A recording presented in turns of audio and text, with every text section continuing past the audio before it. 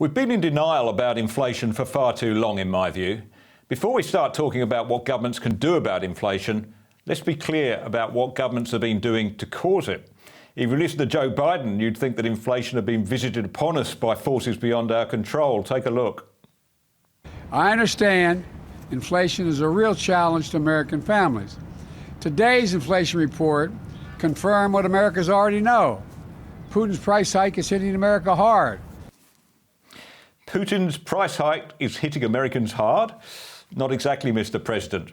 The truth is that inflation in the US starts in Washington, just as inflation in Australia starts in Canberra, with the collusion of people in Sydney who run the Reserve Bank. We've yet to disprove Milton Friedman's theory that inflation is always and everywhere a monetary problem. It's caused by governments that print money and spend it. Here's Milton Friedman speaking back in 1978. Inflation is made in Washington because only Washington can create money. And any other attribution to other groups of inflation is wrong. Well, let's bring in Amanda Stoker into this discussion. Amanda's a distinguished fellow at the Menzies Research Centre and a former senator. Let me put it to you first, Amanda, that Treasury and the government should have been onto the threat of rising inflation much faster than it was. And by that, I mean the government which you served until recently. Do you agree? Look, I think that's certainly a big part of the story. The reality is that during the time in which people were most panicked about COVID-19, the government printed a lot of money, the government spent a lot of money. Some of that was for necessary things, but the fact is there's more money in the system.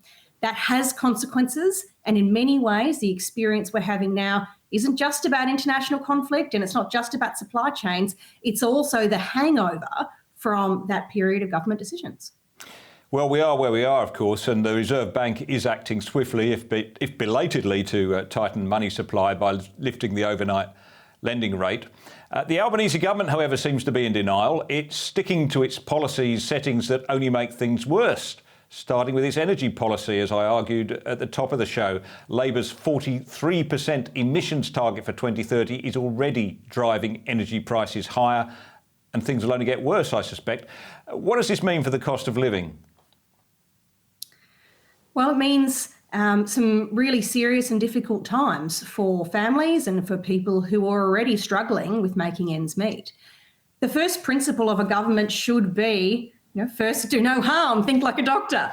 And it is really important that not just governments understand the need to rein in spending, but that they don't implement policies that make the situation worse. And I'm afraid you can think of many examples that pop to mind like that, of policies that are being pressed that are going to make that situation so much worse.